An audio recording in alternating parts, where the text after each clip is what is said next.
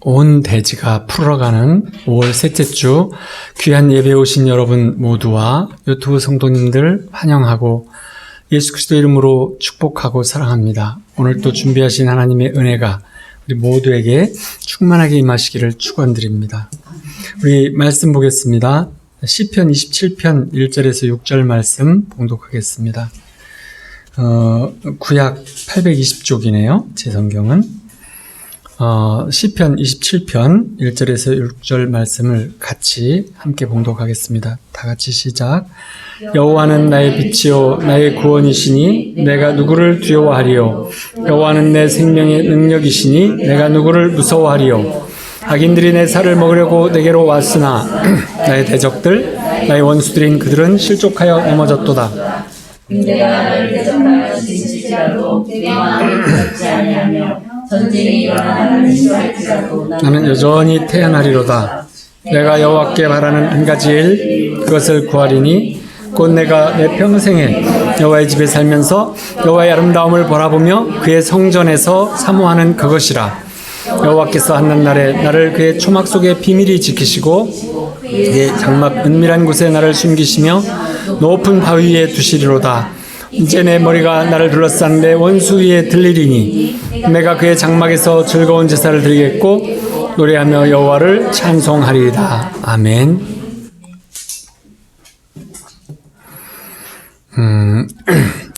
우리의 하나님께서는 우리에게 하나님의 영을 이제 호흡으로 불어 넣어 주셨어요.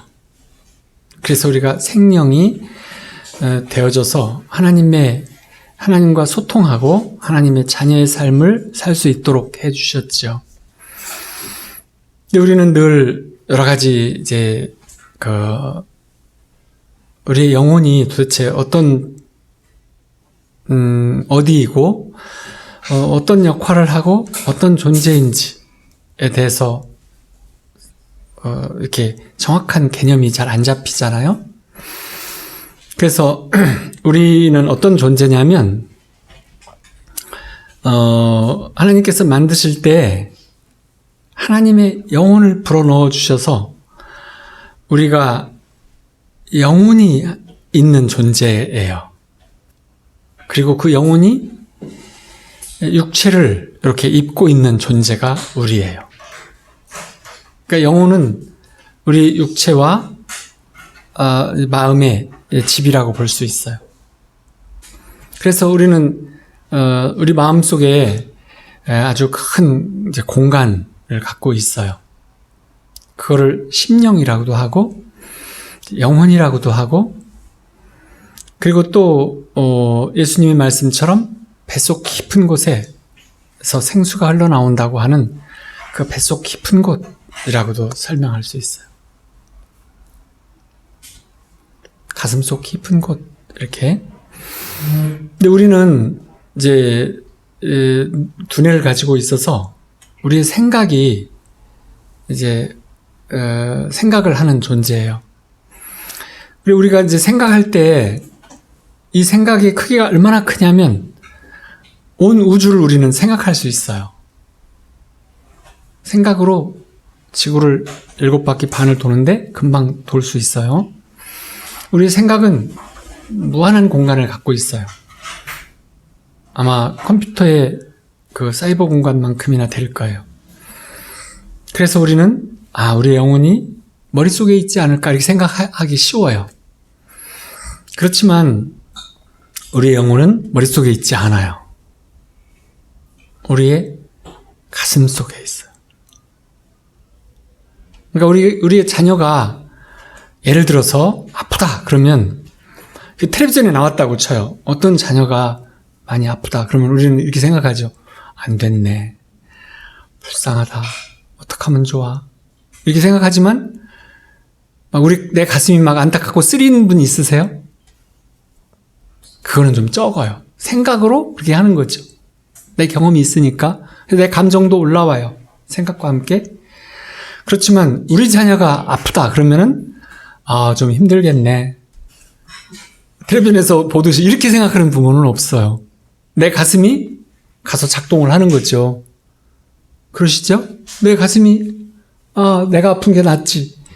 얼마나 힘들까 안타까워 이렇게 생각을 하잖아. 그런 것처럼 하나님께서는 머릿속에 거하시지 않고 우리의 가슴 속에 거하세요. 그런데 이 가슴 속에서도 아주 깊은 공간, 가슴 속에도 엄청난 많은 공간이 있어요.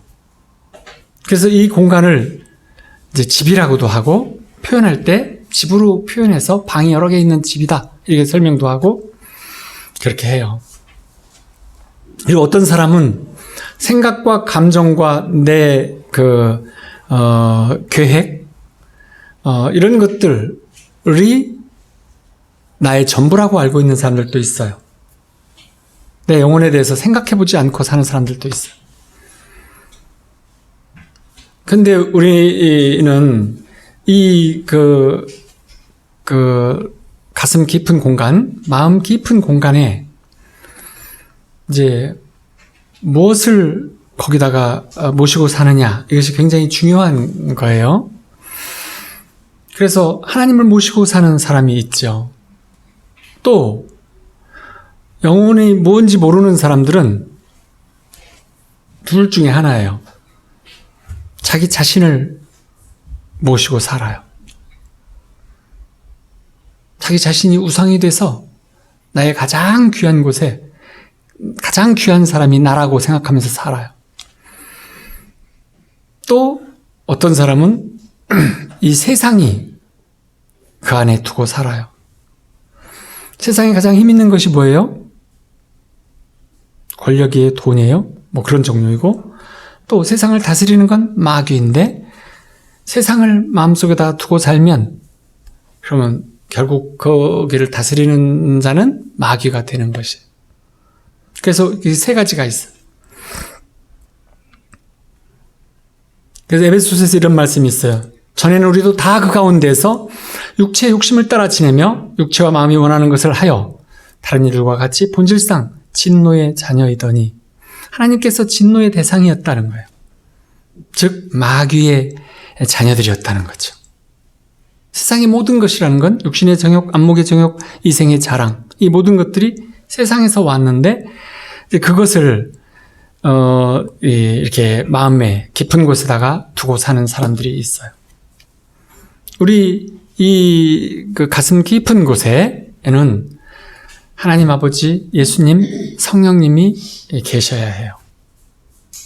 그래서 믿는 자녀들이라면 우리 그 가슴 깊은 그 공간에, 그 집에 마귀도 내쫓고 세상도 내쫓고 자기 자신도 내쫓아야 돼요. 우상이 들어있다면. 그래서 예수님을 거기에 모셔서 주인으로 삼게 하셔야 돼요.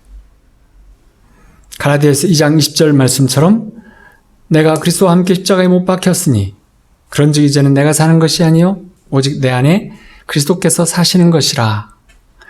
예수님이 나를 위하여 죽으셨으니 나도 예수님과 함께 죽어서 장사 지내고, 그거 아시죠? 부활하신 예수님이 내 마음 가슴 깊은 곳에 주인으로 모셔서 그 예수님이 보시는 시각으로, 예수님의 그 마음으로 내 감정과 생각을 복종시키고 내 육신을 복종시키고 그런 것으로 인해서 살아가는 삶, 그것이 내 영혼육이 다 구원받는 삶이에요. 오늘 시편 27편은 정말로 믿음을 고백하는, 다윗이 믿음을 고백한 그런 이제 믿음의 기도문이에요. 근데 다윗은, 우리가 다윗을 생각할 때 지금 이 시편 27편은 엔게디 사막에서, 광야에서 있었던 때에 지어졌다고 하는데, 그것보다 그 이전에 다윗과 골리앗의 싸움을 한번 살펴봐야 돼요. 그러면 이 골리앗의 마음 깊은 곳에는 뭐가 들어있었을까요? 골리앗은 이스라엘 백성들을 다 쳐 죽이고자 나와 있어요. 그리고 그의 입에서 나온 말은 사울 왕과 그 군대를 자기의 신으로 너희가 믿는 여호와를 모욕하면서 다 죽이겠다고 나와 있는 사람이죠. 그러면 그 마음속에는 뭐가 있을까요? 마음 깊은 곳에는 세상, 마귀가 자리 잡고 있는 사람이었어요. 사울과 그 군대는 그들 마음 깊은 곳에 누구가 있었을까요? 사울은 이스라엘 군대인데 사울은 사무엘 선지자를 기다렸지만 오지 않자 무당을 데려다가 한바탕 구술하고 나갔어요. 자기가 그 역할을 하면서 갔어요. 사울의 마음속에는 자기가 들어있어요. 이 세상에서 제일 중요한 자가 자기고 온 우주에서 가장 중요한 자가 자기고 자기의 영혼육을 다 나의 우상으로 채우고 있는 자였어요. 그런데 마귀가 세상이 들어있거나 자기 자신이 들어있는 사람들의 이제 장점은 세상에서 크게 되고 자랑스럽고 뭐 세상을 좀 이렇게 높이 서고 사람들을 짓누를 수 있다는 장점이 있는가 하면 약점이 있는데 그 약점은 뭐냐면 그들은 세상 이외의 것을 볼 수 없다는 거예요. 현실 그 자체가 전부라고 본다는 것이에요. 그러니까 골리앗은 골리앗대로 이 조무래기 같은 것들, 니들 신이 암만 크고 위대하면 뭐해? 나와보라 그래. 누군가 내 앞에 나와봐 라고 말하는 것이고 내가 단칼에 죽일 수 있어. 이렇게. 그리고 사울은 그 군대는 전부 다가 저 큰 거인을, 저 장대한 골리앗을 이길 수가 없다. 우리는 저 앞에 메뚜기와 같다라고 생각하는 그 현실을 벽처럼 느끼고 있는 것이죠. 다윗은 그 안에 어느 분이 들어있었을까요? 대답하셔도 돼요. 네. 하나님께서 하나님이 그 자리를 좌정하고 있었어요. 어떻게 해서 다윗이 그렇게 했을까요? 임재와 찬양과 시를 짓고 하나님을 묵상하고 늘 하나님을 바라보고 살았던, 그리고 찬양하고 노래해서 그랬던 사람이에요. 그렇기 때문에 그 안에는 그에게는 하나님이 함께 하시고 그 내면의 깊은 곳에는 하나님의 영이 주인으로 자리 잡고 있었던 거죠. 그래서 골리앗의 말에 다윗은 이렇게 이제 사무엘상 17절에 보면 다윗이 사울왕한테 말하기를 누구든지 저자 때문에 사기를 잃지 않으셔도 됩니다. 임금님의 종인 제가 가서 저 블레셋 사람과 싸울 것입니다. 이렇게 말을 하는 거예요. 그래서 모든 이스라엘 백성 군사들이 다 저 엄청난 전사를 보고 무서워서 쩔쩔매고 있는데 다윗의 안에는 배짱이 있었어요. 그래서 디모데후서 말씀처럼 다윗과 함께 하시는 하나님께서 다윗에게 두려움을 주지 아니하고 능력과 사랑과 절제의 마음을 주셨던 거죠. 청소년인 다윗이었지만 하나님의 그 마음 공간의 주인으로 함께하고 계셨어요. 요한일서 4장 말씀처럼 사랑 안에는 두려움이 없고 온전한 사랑이 두려움을 내쫓나니 두려우면은 형벌이 있음이라. 그래서 다윗은 정말로 하나님을 늘 사랑하고 살았어요. 아마도 다윗은 부모님보다 하나님을 더 사랑하지 않았을까 싶어요. 왜냐하면 10절에 보면 내 부모가 너를 버릴지라도 이런 말씀이 나와요. 내 부모는 나를 버렸으나 여호와는 나를 영접하시리이다. 이렇게 노래하는 걸 보면 다윗은 8된 아들 중에서 막내이고 평생 염소와 양을 치는 존재로 집에서도 자리 잡았어요. 부모님이 기대하지 않는 거죠. 성경에는 다윗도 얼굴이 홍안이고 아주 미남이고 잘생겼다라고 표현하지만 다윗의 집안은 아마 우성인자가 많아가지고 아주 우월한 집안이었던가 봐요. 엘리압이라든지 이 첫째, 둘째, 셋째 군대 간 형들은 엄청 기독하고 잘생긴 거예요. 그래서 그 아버지 이새는 사무엘이 기름 붓기 전까지는 오직 그 아들, 큰 아들이 최고라고 믿고 있었어요. 뭐 완전히 눈에 보이는 그대로 봤던 거죠. 그렇기 때문에 다윗은 부모님에게서 기대받지 못하는 약간 그 외면당한 막내 아들. 우리는 막내 아들을 이뻐하는데 아마 이때 그 이스라엘에서는 막내 아들 별로 이뻐하지 않았던가 봐요. 그래가지고 다윗은 하나님을 사랑하는 마음속으로 늘 이렇게 하나님을 찬양하고 시를 짓고 그리고 높이고 늘 바라보고 살았던 삶, 임재하고 살았기 때문에 골리앗이라는 존재는 하나님의 눈으로 보면 그야말로 자기가 죽였던 짐승같이 그 이상으로 보이지 않았던 거죠. 그래서 이 블레셋 사람이라고 불리는, 아직은 그때 이름이 이쪽에서는 잘 모를 때였으니까 이제 양쪽 진영 가운데로 걸어 나오면서 한 사람씩 나와서 싸우자 이렇게 했는데, 그리고서 기다렸더니 청소년 하나가 나오는 건데 이 무장도 하지 아니하고 갑옷도 입지 않고 몽둥이를 한쪽에는 들었고 또 한쪽에는 긴 헝겊줄에 가죽을 댄 물매를 뱅뱅 돌며 나오는데, 그때 이제 이 사무엘상 17절에 보면 블레셋 사람이 방패 든 사람을 앞세우고 가까이 와서 보니까 이렇게 하고 나오네, 다윗이.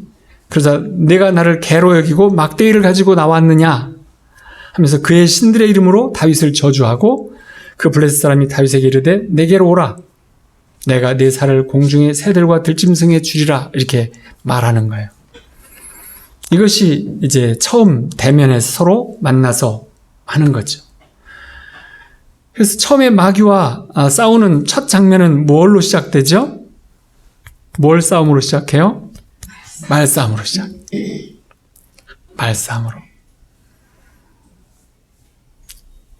기싸움이기도 하고 말싸움이기도 해요. 근데 말싸움이 맞아요. 왜냐하면 이 말은, 최초의 말씀은 누가 말을 쓰셨어요? 하나님께서 말씀을 쓰셨죠. 온 땅과 우주가 그 마음속에 있는, 그분 마음속에 있었던 모습대로 만들어지라고, 창조되라고 선포하셨어요. 뭘로? 말씀으로. 그래서 우리에게도 하나님께서는 말을 주셨어요. 왜 주셨어요? 하나님과 소통하기 위해서, 하나님처럼 이 땅을 다스릴 수 있도록 하기 위해서 말을 주셨어요. 그렇기 때문에 이제 말로 싸우는 것이 맞는 거죠. 영안이 열려서 이렇게 보면 지금 우리에게 있는 골리앗은 뭐예요? 우리의 환경, 우리의 처지, 우리의 주어진 상황, 우리에게 맞닥뜨린 세상, 우리의 미래, 이런 것들이 바로 골리앗과 같은 것이죠. 근데 이 상황과 환경이 어떤 우리에게 다가오면 우리가 어떻게 반응하는가, 이것이 영적으로 보면 전쟁의 시작인 거예요. 그때 우리가 어떻게 반응해야 할까요? 다윗처럼 반응해야 합니다. 하나님이, 성령께서 이 안에 깊은 곳에 주인으로 계신다면, 그런다면 마귀가 쫓겨가고 항복하는 것이죠. 자기의 우상이 내가 세상에 전부다라고 들어있는 사람이 있으면, 나보다 큰 사람을 보면, 내가 이길 수 없는 어떤 상황과 환경을 보면 그 앞에 무릎 꿇는 거죠. 근데 실제로는 세상과 마귀는 어떤 거와 같아요? 마귀는 어떤 모습이라고 말씀하시죠? 허풍쟁이, 거짓말쟁이, 그걸 가지고 우리를 멸망시키고 죽이는 존재인 거예요. 정확한 해석은. 그래서 내 속에 하나님이 거하시고, 내가 내 입으로, 우리의 입술로 하나님의 말씀을 선포하면 영적으로 보면 마귀를 발로 걷어차는 것과 같은 거죠. 항상 원수 마귀는 우리에게 뭘로 싸움을 걸어요? 말로. 종의 호랑이 같이. 허풍성이 같은 거짓말로. 자기가 대단한 존재인 것처럼 우리에게 말싸움을 걸어요. 그럼 우리는 어떻게 해야 돼요? 다시 그 말싸움으로 상대해야 해요. 아주 중요한 거예요. 다윗이 말하는 걸 보면 사무엘상 17장에 보면 너는 칼과 창과 단창으로 내게 나아오거니와 나는 만군의 여호와의 이름 내가 모욕하는 이스라엘 군대 하나님의 이름으로 내게 나아가노라 이렇게 선포를 하잖아요. 우리가 마귀에게 선포하는 것과 똑같아요. 너는 마귀는 세상과 힘과 권세와 물질과 여러 가지 질병과 고통을 가지고 나한테 나오지만 나는 만군의 여호와 하나님의 이름으로 예수님의 이름으로 내 앞에 섰느니라 너는 떠나갈지어다. 이렇게 우리가 말로 말싸움을 해서 이겨야 하는 것이에요. 골리앗은 그 안에 세상과 마귀가 들어있기 때문에 다윗의 속마음에 뭐가 있는지를 볼 수 없었어요. 하나님께서 다윗을 통해서 말씀하시는 그 말을 듣고도 다윗은 뭐가 뭔지 모르고 있어요. 마귀는 능력이 없기 때문에 그걸 볼 줄 몰라요. 그래서 내가 나를 사람으로 상대하고 있는데 나는 하나님의 종이고 하나님의 이름을 들고 너를 상대하고 나아간다. 골리앗의 눈에는 너는 가짜는 청소년 하나일 뿐인데 그래서 하나님을 알지 못하고 이제 실수를 한 거죠. 사람을 잘못 본 거예요. 근데 그럴 수밖에 없는 것이 세상이나 마귀, 자기 자신이 들어있는 사람은 절대로 영적 눈이 열리지 않아 있기 때문에 볼 수 없는 것이죠. 영의 세계를 볼 수 없어요. 그래서 겁만 주는 거예요. 하늘의 공중의 새와 들의 짐승의 밥으로 줄 것이다. 이렇게 큰 소리만 치는 거죠. 근데 다윗은 이렇게 말하죠. 여호와의 구원하심이 칼과 창에 있지 아니함을 이 무리에게 알게 하리라. 전쟁은 여호와께 속한 것인즉 그가 너희를 우리 손에 넘기시리라. 여호와 니시의 하나님이 바로 나와 함께 계신 하나님의 실체라는 것을 다윗은 그의 삶을 통해서 증명을 했어요. 그래서 다윗이 던진 이것에는 앞에 두개골이 들어가서 쉽게 말하면 짱돌이 박혔잖아요. 그러니까 기절했거나 아니면 즉사한 거죠. 그렇게 해서 다윗이 칼이 없었기 때문에 옆구리에서 칼을 뽑아서 골리앗의 옆구리에서 칼을 뽑아서 목을 잘라서 머리채를 들고 군대 앞으로 나아가자. 이스라엘 군대가 전부 일어나 함성을 치고 막 정말로 고함을 질렀어요. 그 고함을 듣자 블레셋 군대들은 기가 막혔겠죠.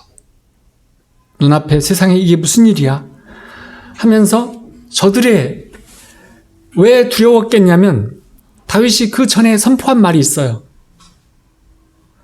이스라엘 군대를 승리하게 하시는 여호와의 이름으로 내가 너한테 나아가는데 너는 내가 잡은 짐승이 하나같이 될 것이다 하고 쫓아 들어갔는데 갑자기 퍽 쓰러지고 죽어서 목이 잘려서 다윗이 들고 일어나니까 이 싸움은 저들이 말하는 여호와 하나님의 싸움인데 저 큰 용사가 저 어린 청소년한테 목이 잘려서 저렇게 들고 만세를 부른다면 우리는 게임 상대가 아니다.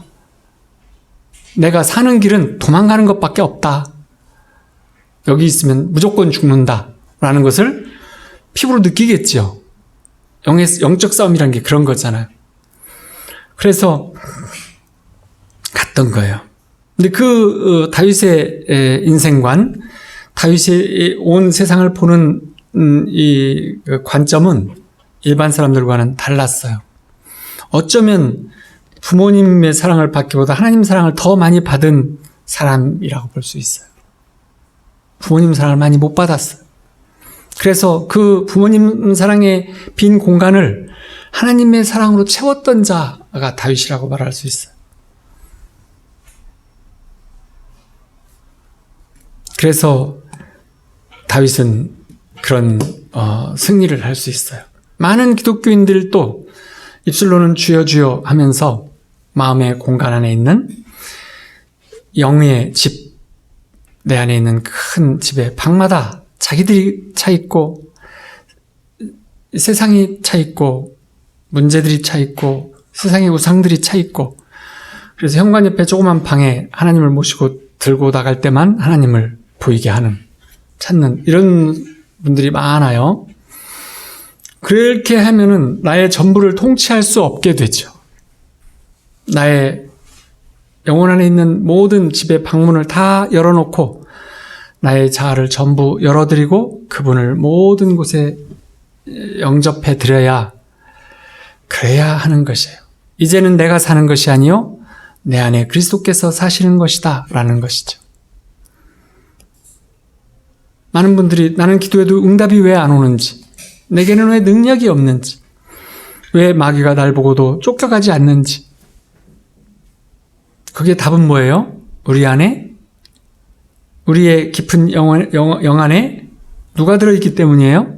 더 많이 세상 또는 우상, 이것이 더 많이 들어있기 때문에 그래요. 하나님보다. 그래서 우리가 늘 이제 그 회개하고 기도하는 것은 내가 죽고 그리스도가 내 안에서 사신다라고 하는 거잖아요. 그래서 시편 27편이 시편 91편처럼만큼이나 신앙 고백이기도 하고 믿음의 고백이기도 하고 마음에 가득 찬 것을 입을 통해서 선포하는 굉장히 중요한 신앙의 간증이, 믿음의 간증이 나오는 그런 시가 돼요. 다윗이 늘 그 마음속에 있는 것들을 하나님의 위대하심을 노래하면서 그 안에 있는 거죠. 우리가 신앙 간증을 들어보면 자기 자신이 그 안에 들어있는지, 예수님이 들어있는지, 혹은 세상이 들어있는지를 알 수 있어요. 간증 프로를 새롭게 하소서 이런 데 보면은 이제 예수님으로 점점 바뀌는 삶을 보잖아요. 한 분도 안 보신 듯한데 모든 삶의 인생 간증을 보면 그걸 알 수 있어요. 아, 저 사람은 마음 깊은 곳에 예수님을 모셨구나, 세상을 모셨구나, 자기 자신이 들어있구나, 이렇게 알 수 있어요. 1, 2절을 다시 한번 우리 봉독해봐요. 시작.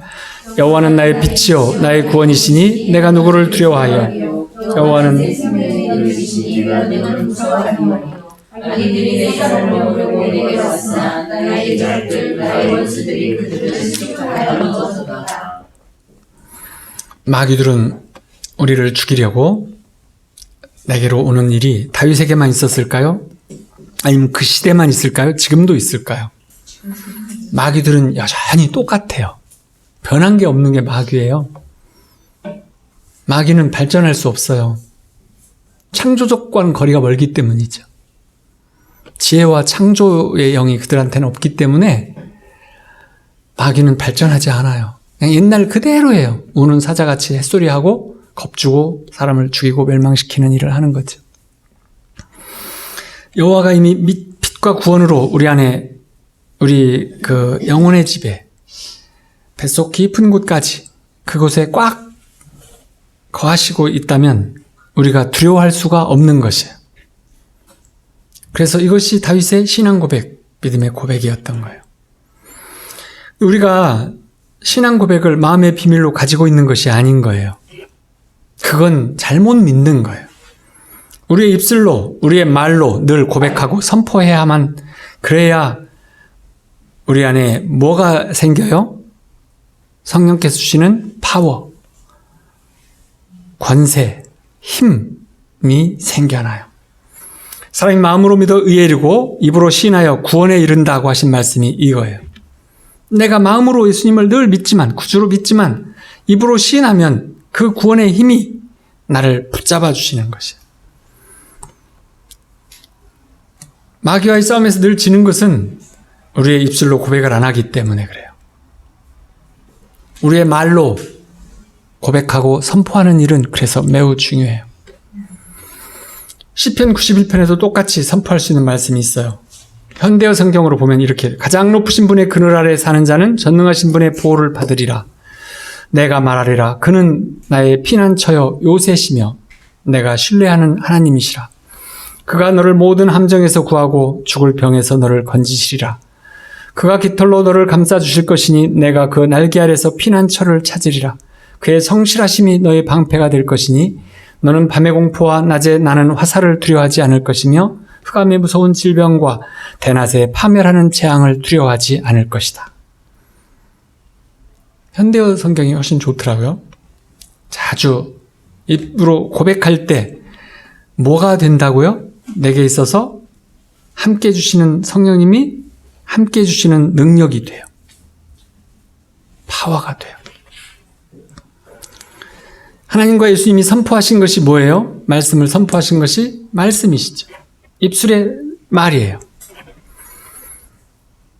성경에 기록된 그 말 자체가, 기록된 말씀 그 자체가 힘이 되는 것이 아니라 우리가 그것을 마음에 믿어 의에 이르고 입으로 시인해야 의가 되는 것이에요. 의가 된다는 것이 뭐죠? 하나님께서 의롭다 함을 입는 거예요. 하나님이 함께 하심을 이루는 거죠. 성령님이 우리와 함께 해주시는, 그래서 힘이, 파워가, 권세와 능력이 드러나는 것이 의가 된다는 말씀인 거죠. 그래서 우리가 신앙에서 승리하려면 말씀을 많이 외우고 잘 안 외워지면 수시로 읽어요. 특히 어려움이 다가오면 꼭 내 입술로 그 말씀들을 선포해야 합니다. 하나님 아버지는 나의 피난처시요 나의 요새시요 내가 의뢰하는 하나님이시라. 그가 나를 새 사냥꾼의 올무에서와 심한 전염병에서 건지실 것이미로다. 아무리 올무에 나를 집어넣으려고 해도 나는 들어가지 않게 돼요. 하나님이 함께 하시기 때문이죠. 마귀가 우리를 묶으려고 하지만 마귀는 물러가게 돼요. 패배해서 물러가게 되는 것이죠. 엄청난 힘이 되는 것이에요. 그 힘이 언제 된다고요?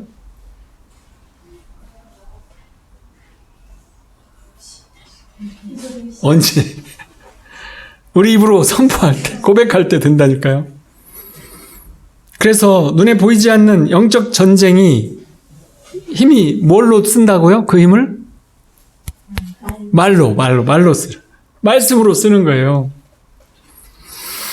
우리는 마귀를 공격할 줄도 알고 방어할 줄도 알아야 되는데 공격은 뭘로 해요? 방어는 뭘로 해요? 말씀으로. 다 말씀으로 하는 거예요. 두려움이 우리를 공격할 때 뭘로 방어해요? 말씀으로. 말씀으로. 기도보다 말씀으로. 기도하셔도 돼요. 하지만 기도는 이렇대요.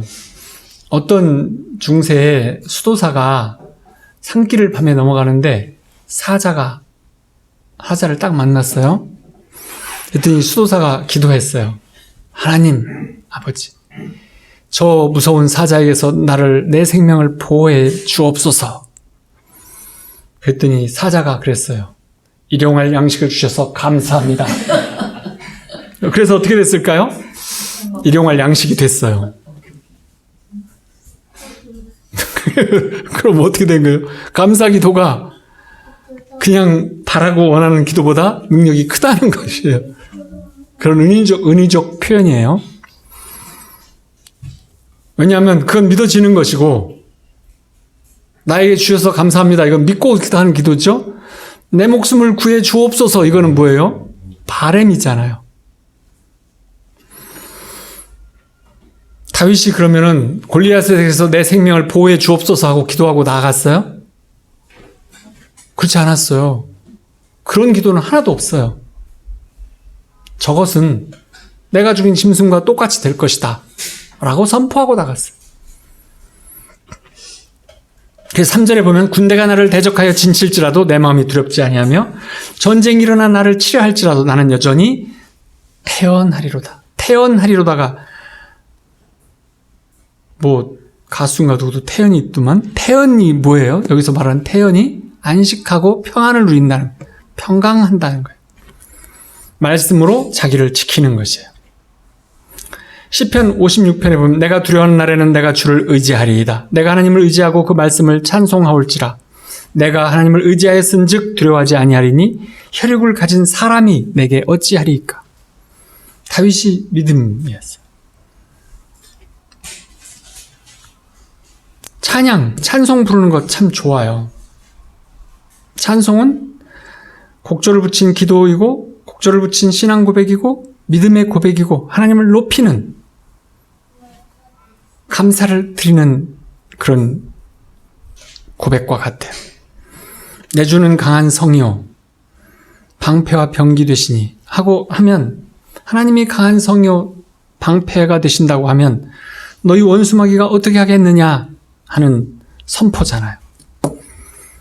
정말로 신앙 고백인 것이죠. 그래서 많은 복음성가와 찬송가 중에 있는 하나님을 높이고 하나님의 믿음을 예수님의 믿음을 내 믿음으로 선포하는 이 찬양들을 부를 때 우리 신앙생활에는 승리가 많이 일어날 것이에요. 그래서 두려워하지 말라. 이사야서 41장에 보면 10절에 내가 너와 함께하리라. 놀라지 말라. 나는 너의 하나님이 됨이라. 내가 너를 굳세게 하리라. 참으로 너를 도와주리라. 참으로 나의 의로운 오른손으로 너를 붙들리라. 이게 인간적으로 생각하면 거짓말 같잖아요. 그냥 쓰여져 있는 말이에요. 누구라도 다 읽는데 이렇게. 하지만 하나님께서는 사랑하는 자녀에게 주시고 싶은 하나님의 말씀이에요. 하나님의 마음의 진실한 말씀이세요. 그래서 그 말씀을 우리가 입으로 선포하게 되면 우리에게 힘으로 작동해 주어요. 그것이 하나님이 이 땅을 만드실 때 함께 만드신 법칙이에요. 우리가 그 마음을, 이 말씀을 믿고 내 안에 예수님을 늘 모시고 바라보고 임재를 누리고 하나님 품에 늘 안겨있는 삶을 늘 변함없이 가지면서 우리의 입으로 말씀을 선포할 때 그 능력, 그 힘, 그 파워는 우리와 늘 함께 하신다는 것이에요. 이것이 비밀인 것이에요. 다른 비밀이 아닌 거예요.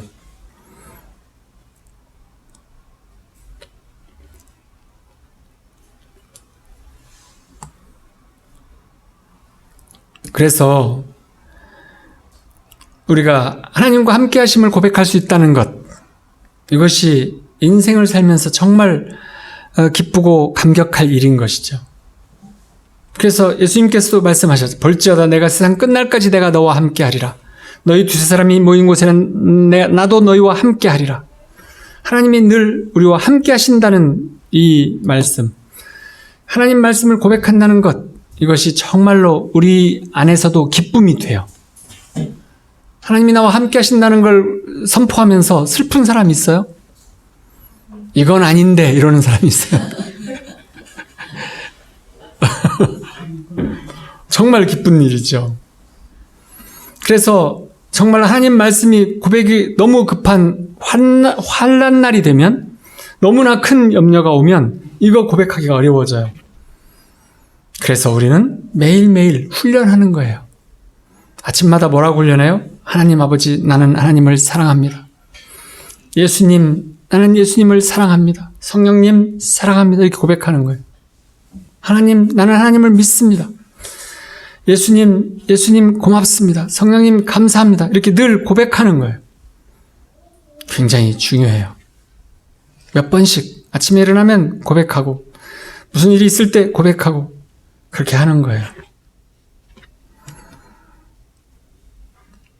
어떤 사람이 나는 믿습니다 일어나면 3번씩 고백을 하는데 큰 그 지도자였대요. 그렇게 말하니까 어떤 사람이 듣고서 비판했대요. 믿음이 없나 봐, 저 양반. 매일 아침에 나는 하나님을 믿습니다 이렇게 3번씩 외친다고 그러고, 그런 정도 되는 사람이 어떻게 지도자가 되지? 이렇게. 그래서 그분이 그랬대요. 내가 하나님을 믿습니다. 나는 하나님을 사랑합니다. 이렇게 3번씩 고백하는데, 가족이라도 매일 아침에 3번씩 사랑한다고 하고 믿는다고 하면 얼마나 좋겠느냐. 그런데 하나님께서는 내 그런 고백을 매일 들으시면서 정말 기분 나빠 하시겠느냐? 얼마나 기뻐하시고 얼마나 나를 사랑해 주시겠느냐? 나의 능력이 되어 주시겠느냐? 그것이 나의 능력의 뿌리다. 이렇게 말을 했다 그래요.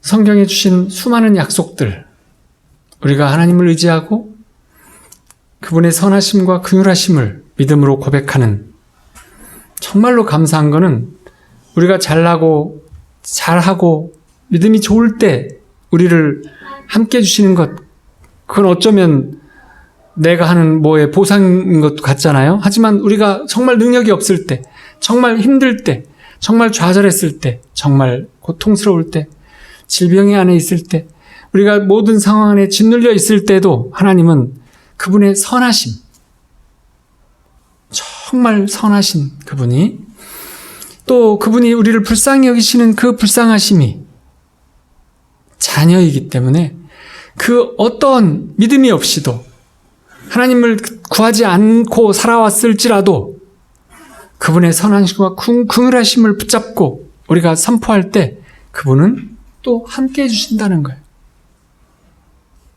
말 안 듣는 아들이라도, 말을 안 듣는 자녀라도 궁핍에 빠지고 힘들어할 때 부모가 잘코뱅이 이러는 부모 있어요? 너 그럴 줄 알았다. 너 하는 걸 볼 때 평소에 내 이럴 줄 알았어. 이렇게 말하는 부모로. 그래서 우리가 믿고 고백하라고 성경에 쓰여진 많은 약속들을 붙잡고 읽고 그것을 마음에 새기고 그리고 선포하는 것은 우리의 늘 힘이 되어져요. 그래서 하나님을 알면 알수록, 경험하면 경험할수록, 은혜와 축복을 받으면 받을수록 더 하나님의 더 믿음이 강해지고 하나님의 권세와 능력이 더 충만해지는 삶을 사는 것이 하나님의 진정한 자녀가 사는 방식이에요. 하나님 나라에서 나는 충분해. 그거는 좀 이상한 거예요. 우리가 집에서도 부모님에게 늘 네, 그렇게 하겠습니다. 네, 알았어요. 뭐 사랑합니다. 감사합니다. 고맙습니다. 이런 말 하잖아요. 그래서 하나님께서 우리에게 주신 입술과 말을 주신 것은 하나님을 높이고 찬양하고 하나님을 사랑한다고 말하라고 주는 것이지 두려움을 고백하라고 주는 게 아니에요. 불안과 염려, 걱정을 고백하라. 그러고 주신 것이 아니에요. 그래서 그걸 할 수 없으면 너무 상황이 급하고 너무나 심각해서 내가 고백을 할 수 없다. 그러면 찬송을 많이 부르면 돼요. 그렇게 되고 싶지 아니하면 또 그것을 능하게 이길 수 있으려면 믿음을 강하고 담대하게 말로 늘 선포하셔야 돼요. 늘 강하고 담대한 믿음을 가지고 선포하는 일. 그래서 우리가 늘 선포해야 돼요. 강하고 담대하게. 예수님이 채찍에 2000년 전에 대신 맞아 주셔서 다 값을 치르셨으므로 우리는 나음을 입었느니라. 이 말씀을 입으로 시인하는 거예요. 저도 몸이 아플 때 많이 고백해요. 근데 입으로 고백하는 것을 뇌과학자들은 우리가 말을 할 때 뇌의 3분의 2를 쓴대요. 뇌 전체의 3분의 2가 다스려진대요. 우리의 말에. 그렇기 때문에 우리가 말하면 우리의 뇌가 그 말을 행하려고 하는 그 말을 실제라고 여겨주는 그것을 작동을 해준다는 거예요. 하나님이 그렇게 만들어 놓으셨기 때문이죠. 그러니까 우리가 마음속으로 문제와 상황과 질병과 고통과 여러 가지 것에 두려움을 가지고 입으로 그 두려움을 고백하고 있는 것하고 그러면 우리의 면역 기능은 떨어지죠. 정확하게 아시네요. 많이 떨어져요. 많이 떨어져요. 그리고 또 이길 수 있는 능력은 많이 없어져요. 그건 떨어지는 게 아니라 없어지죠. 정확하게 아셔요. 정말로 그렇게 되는 거예요. 그래서 그걸 고백하면 그리고 고통스럽고 어려운 시기를 지나갈 때 하나님을 원망하면서 지나가는 사람과 하나님을 찬양하면서 지나가는 사람의 차이는 그것이 다 지난 뒤에 몸도 마음도 영혼도 강건한 채로 살아남는 사람과 더 강해져서 하나님을 더 믿는 믿음이 강하고 담대해진 사람으로 남는가와 그래서 하나님이 시험을 왜 주셨는지 이해하는 사람으로 되는 것과 그렇지 않으면 몸이 망가지고 마음이 황폐해지고 믿음이 약해지고 그래서 세상을 더 높이는 마귀와 친밀해지는 것으로 귀결이 되어지는 이런 삶에 큰 자꾸 그런 괴리가 생기는 거예요. 그래서 입으로 고백하고 시인하면서 사는 삶은 늘 하나님과 함께하는 삶이기 때문에 설사 그것을 고통 속에 지나간다고 하더라도 살아나서 보면, 회복해서 보면 엄청난 축복으로 남게 되는 것이에요.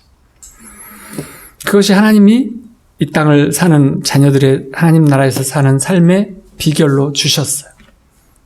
그렇지 않은 사람들은 고통스럽게 살아서 힘들어서 나중에 건강을 많이 잃어요. 수없이 많은 건강을 잃고 세상을 어렵게 살다가 결국 성공만 할 때 건강을 잃고 그만 인생이 패배하는 사람들을 저는 많이 봐요. 진료실에서도 많이 보고 많이 간증해보라 그러면 삶을 얘기해보라고 하면 그렇게 말해요. 근데 우리가 몸이 아플 때 또 여러 번 고백을 할 때 마귀가 이렇게 속삭여요. 너 그렇게 말하면 무슨 소용이 있는데? 너 지금 낫고 있냐? 너 헛소리 하는 거 아니야? 이런 말을 해요. 그때 우리가 뭐라고 해야 돼요? 예수님이 나의 모든 것을 대신해서 채찍에 맞아 주셨으므로 나는 나음을 입었느니라. 이렇게 맞서는 거죠. 하나님 말씀대로 될지어다. 내게 주신 그 믿음대로 될지어다. 너는 나와 상관이 없다. 이렇게 선포하는 것이에요. 저가 채찍에 맞음으로 내가 나음을 입었느니라. 계속 그렇게 하면서 삶을 영위하고 또 고통 중에 질병 중에도 그 믿음 앞으로 나아가는 삶과 반대의 삶은 완전히 달라요. 그래서 한번 승리하기 시작하면 연속해서 승리할 수 있어요. 여호와 니시의 하나님은 그렇게 해주시는 분이세요. 저도 언젠가부터 이 교회에 들어올 때 예배를 시작하기 전에 늘 이렇게 기도해요. 성령님, 나를 다 의지하오니 나와 나를 주장하시고 충만케 나를 주장해 주시옵소서. 이런 기도를 3번쯤 해요. 근데 그럴 때마다 성령께서 그 전에 어떤 하루를 지냈던지 간에 여기에 올라와서 그 기도를 3번쯤 하면 성령께서 나와 항상 함께 해주신다는 걸 난 경험으로 알아요. 여러분들도 똑같이 여기 들어와서 성령의 충만함을 받으실 때 입술로 3번쯤 고백하세요. 그리고 믿으세요. 그렇게 해주신다는 것을 믿으세요. 그래서 한 번의 경험만 이루어지면 그 경험을 토대로 또 믿으세요. 그러면 언제든지 그렇게 되어져요. 그 전에 내가 부부싸움을 해가지고 저 밑에 올라오기 직전까지 일이 5cm가 나와가지고 휘식거리고 올라올지라도 올라와서는 달라져요. 그래서 저 밑에서 저를 보신 분은 왜 이렇게 입이 5cm나 나왔대? 이렇게 할지 모르지만 여기 올라오면 또 달라져요. 근데 그것을 믿음으로 믿으시면 그렇게 되어져요. 매일 싸우고 올라와라 이런 뜻은 아니에요.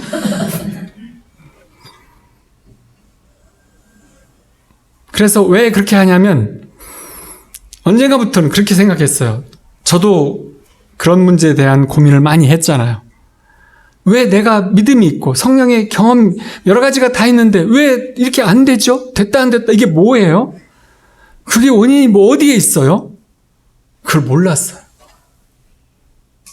왜 어떤 날은 충만했다 어떤 날은 우리 와서 임재를 할 때도 어떤 날은 충만했다 어떤 날은 그렇지 않았다가 왜 그렇게 이상해지는지를 나는 잘 몰랐어요.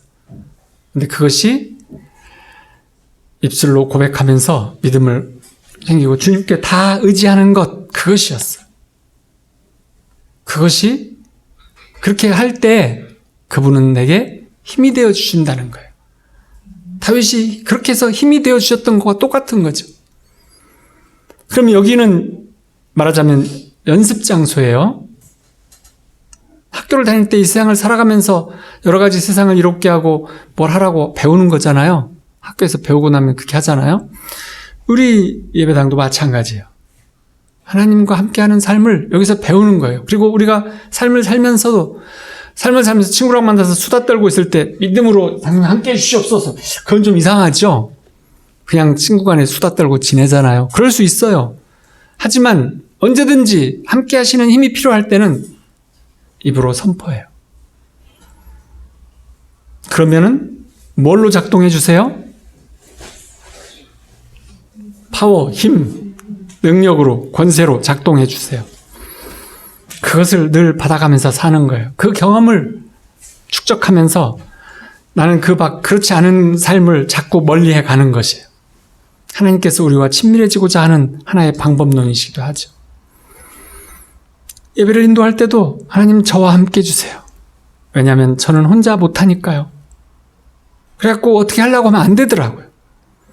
그래서 다 맡기고 선포하고 믿음으로 탁 붙잡고 그리고서 이렇게 서면 그때마다 함께 해주시는 걸 알게 되어졌어요.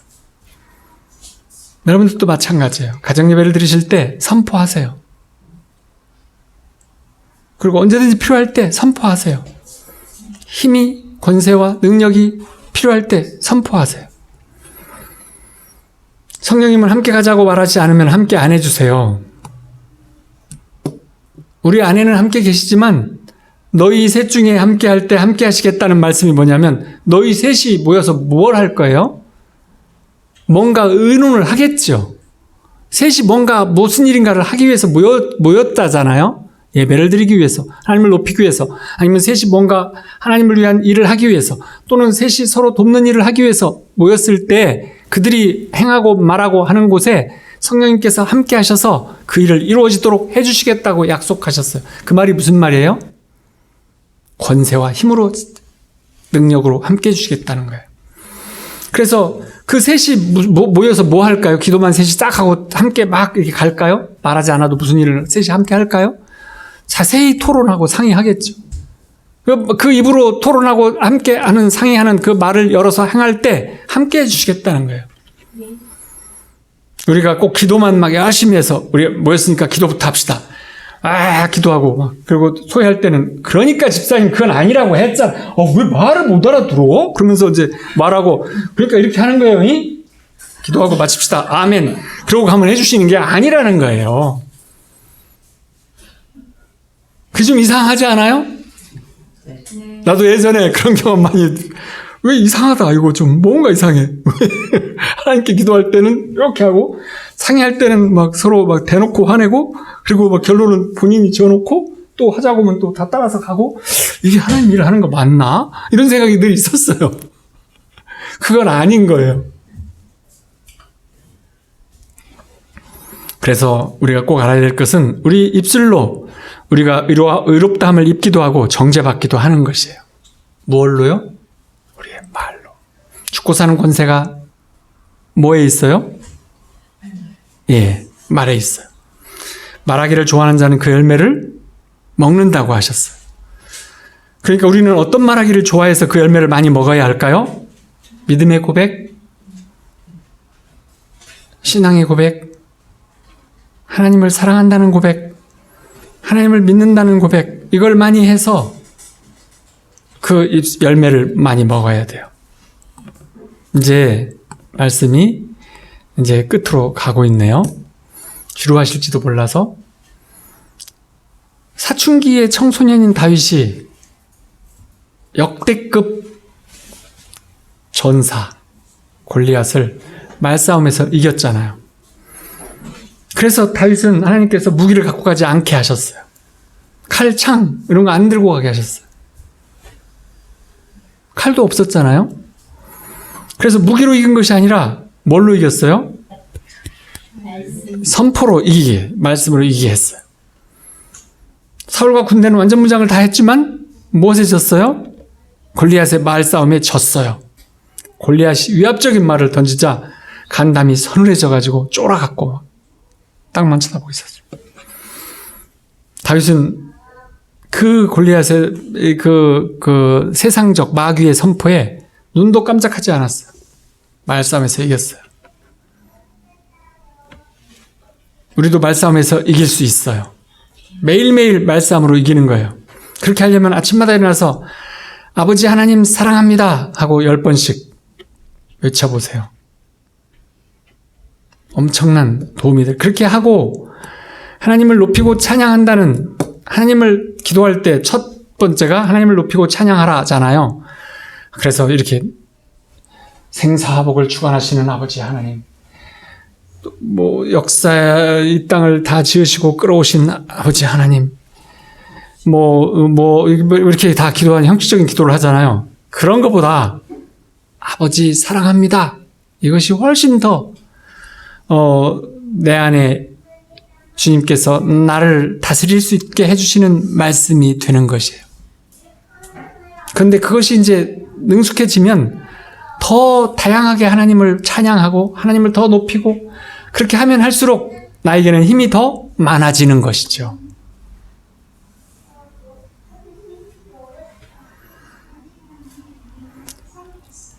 그런데 거기에는 아주 중요한 키가 있는데, 모세는 처음 40년 동안 바로왕이 될 수 있는 왕자의 위치에 있었고, 왕자 교육을 받았던 모세는 자신이 대단한 인물이라고 생각했어요.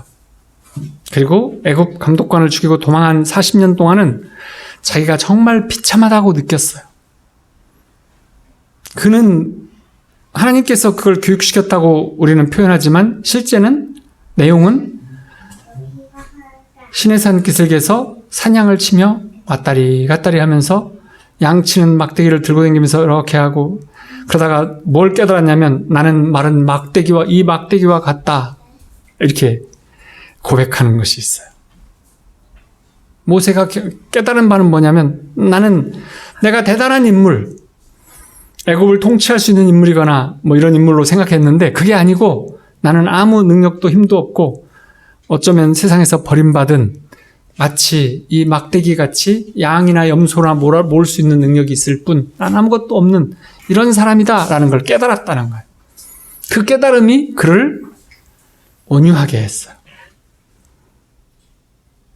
그러다가 그 마치 모세가 자기가 마른 막대기와 같다고 생각하는 바로 그와 같은 가시덩굴, 쓸데없는 그 나무에 불이 붙었는데 타지 않고 계속 불타는 것을 보면서 놀라서 그 앞에 갔을 때 그는 하나님을 만났어요. 그래서 우리 자신이, 내 자신이 위대하다라고 생각하는, 즉 자기 자신의 우상이 자기 안에 들어있던 것을 모세처럼 내던지는 시간이 필요해요. 인간적으로 나의 바닥을, 나의 진면목을 보는 시간들이 필요해요. 내가 어떤 존재인가? 나는 아무 능력이 없고 아무 뭐가 없는, 그저 그냥 한갓 살다가 병들고 죽는 어떤 인생이구나라는 걸 깨닫는 자, 이게 엄청나게 중요해요. 그걸 깨닫고 났을 때야 나에게는 오직 하나님만이 필요하다라는 걸 찾게 돼요. 진정으로 하나님을 바라보는, 그때 하나님을 향한 머리를 들기 시작하는 것이죠. 그래서 똑같은 모세이지만 자기가 잘났다고 생각할 때는 사람을 죽이고 도망하는 것이고, 사냥을 치며 나는 아무것도 아니라고 마른 막대기와 같다고 깨닫고 났을 때 하나님께서는 오직 그가 하나님이 필요로 한 그 시점에서 하나님을 만나주셨어요. 그 시점은 누가 정해요? 모세가 정해요? 하나님이 정하세요. 겸손해졌을 때, 온유해졌을 때, 하나님 이외에는 아무것도 없다고 판단이 되는 그때 하나님께서는 만나주시는 거죠. 뭘로 만나주세요? 불로 만나주세요. 불로 꼭 이렇게 해야만 이해하는 거 아니죠? 마른 막대기인데 불로 만나주세요. 능력으로 만나주세요. 말씀으로 만나주세요. 그래서 우리의 능력의 원천이 뭐냐? 우리가 십자가에서 나를 다 못 박고 예수님과 함께 죽고 그리고 예수님과 함께 부활한 그 안에서 예수님을 모시고 선포하는, 말로 늘 선포하는 삶을 살 때 능력의 원천이 되는 것이에요. 간디가 신앙의 비밀을 이렇게 말했어요. 인간 자신만으로는 아무것도 아니다. 자신을 하나님께 내맡기면 인간은 모든 것이 될 수 있다. 나 혼자는 아무것도 아니지만 하나님께 맡기면 그때부터 나는 누구도 될 수 있다. 이것이 간디가 가졌던 신앙이었어요. 그래서 우리 믿는 자의 모습들, 신앙인의 모습이 삶 속에서 자꾸 변해가요. 하나님을 의지하지 않을 때, 조금 의지할 때, 많이 의지할 때, 온전히 의지할 때, 이때마다 사람이 달라져요. 그의 능력이 달라져요. 그의 힘이 달라져요. 그리고 하루 중에서도 다양하게 달라져요. 근데 하루 중에서 가장 힘과 능력이 넘칠 때가 잠들기 전에가 좋겠어요? 아침에 깨었을 때가 좋겠어요? 아침에 깨었을 때가 좋겠죠. 그때 힘과 능력을 얻으면 하루 종일 그렇게 될 거니까. 맞아요. 잠자기 전에 하루 종일 패배자로 살다가 자기 전에 막 힘을 막 열심히다 그러고 자고 다음에 일어나서 또 하루 살다가 이러고 자면 이상하지 않아요? 좀 뭔가 이상하죠? 우리 집에 있는 강아지가 자다가 꿈에 막 하고 또 자고 이런 걸 봤는데 그런 거 비슷할 것 같아요. 그렇지 않아야 돼요.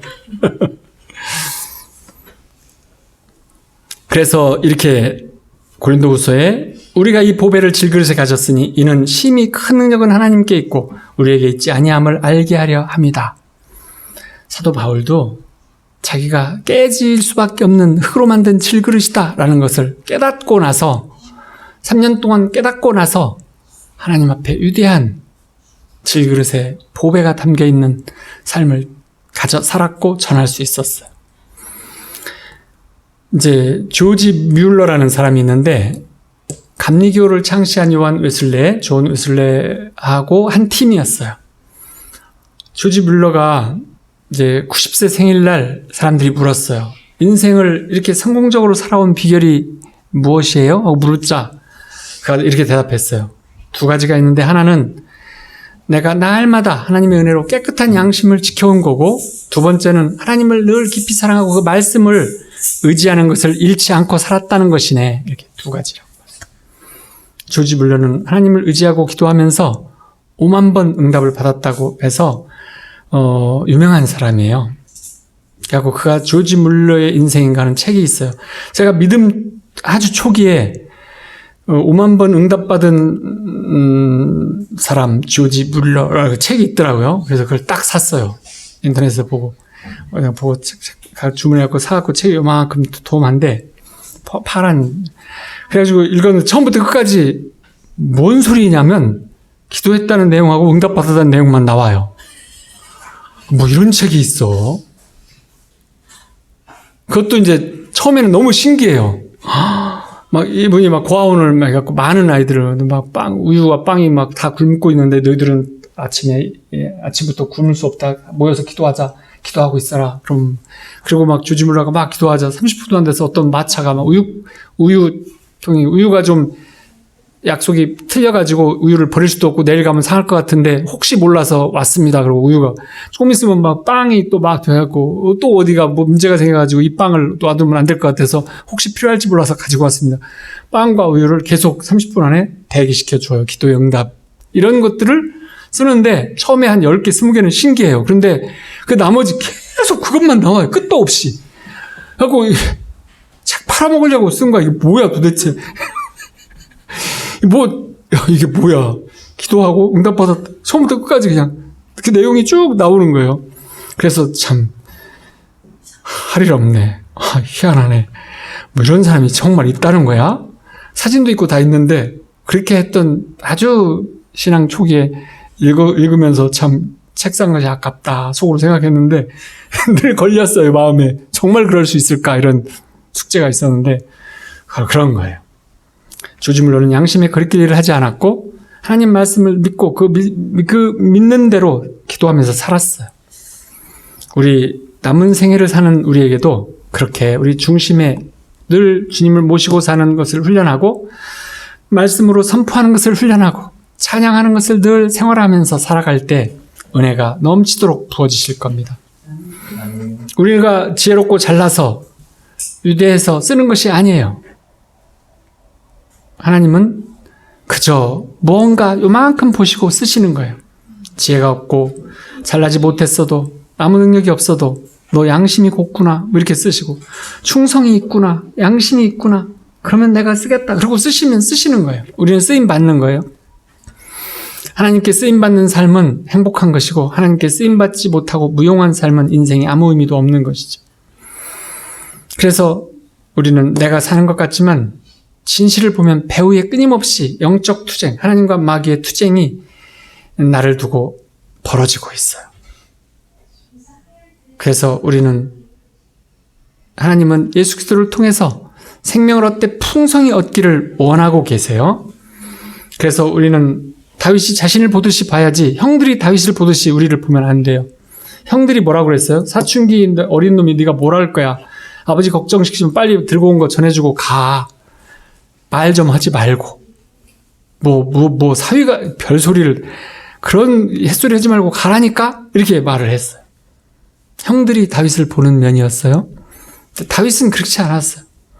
다윗은 이렇게 말했어요. 사울왕한테. 사울왕이 그랬어요. 너 지금 보니까 우리 모든 군대에 저 거인을 이길 사람이 없어서 난감한데 네가 한판 해보겠다고? 너 지금 아직 군대 올 나이도 한참 멀었잖아. 그리고 너 지금 사이즈가 비교가 되냐 지금 저 AAA 사이즈하고 FFF 사이즈구만. 이거 어떻게 하면 좋냐 너 좀 약 먹고 왔니? 이렇게 지금 물었잖아. 실제는 아마 그렇게 말했을 거예요. 너 지금 무슨 생각으로 여기 나와서 나한테 이런 얘기를 하는 거야? 그때 다윗이 말했어요. 내가 아버지의 염소와 양을 칠 때 곰이나 사자가 와서 양 새끼를 물고 가면 내가 달려가서 입에 물고 있는 것을 빼앗았고 달려들면 수염을 붙잡고 주먹으로 쳐서 사자를 죽였습니다. 하나님을 모욕하는 저 블레셋 사람도 내가 죽인 곰이나 사자 중에 하나가 될 것입니다. 이 말을 듣고 아마도 요나단이 옆에 있다가 아버지 맞습니다. 이 친구 말이 맞습니다. 내보내셔도 될 것입니다. 그런데 골리앗은 1대1로 싸워서 모든 군사 지고 이기고 판별하자. 그러고 나와서 소리를 지르고 있었어요. 계속 몇 날 며칠을. 다 싸우지 말고 너네 개죽음 당하고 싶으냐? 1대1로 대장들 싸움꾼이 나와서 싸워갖고 결정 짓자. 이렇게 며칠째 나와서 떠들고 있었어요. 그랬을 때 용감하게 말할 수 있는 것은 그 마음속에 하나님이 계셨기 때문에 늘 그는 밤과 낮에 하나님을 바라보고 하나님을 찬양하고 시를 짓고 노래를 읊조리고 하나님을 바라보고 힘을 얻었던 다윗에게는 하나님이 늘 함께 하셨고 그가 마음에 늘 선포할 때마다 힘으로 함께 권능으로 함께 해주셨고 그렇기 때문에 캄캄한 밤에 사자가 염소를 물고 가는 것을 쫓아가서 붙잡고 쳐서 죽일 수 있었던 거죠. 하나님께 음성 듣지 아니하고 했을까요? 간땡이가 부어가지고 사춘기 밤에 사자가 나왔는데 밤에 몽골에서 보면 염소나 양을 킬 때 늑대들이 와서 치면 총을 들고 불을 켜고 총을 들고 죽이지 쫓아가는 사람을 본 적이 없어요. 보세요. 총으로 해결하지. 근데 총 없이 막대기를 들고 사자가 생각할 때 웃기지 않았겠어요?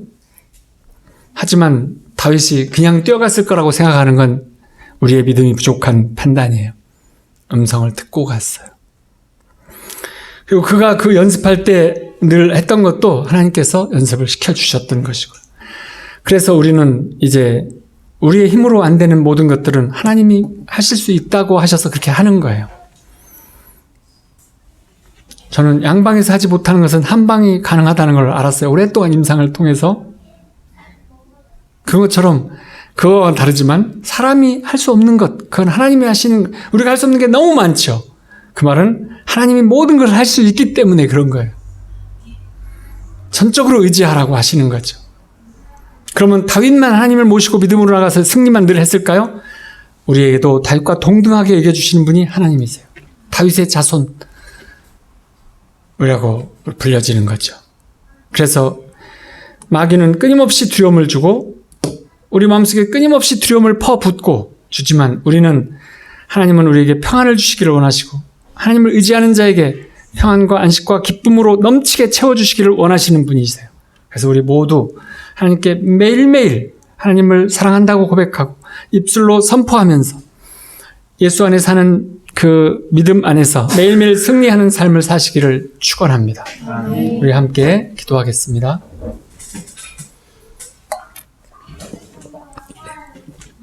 아버지 하나님,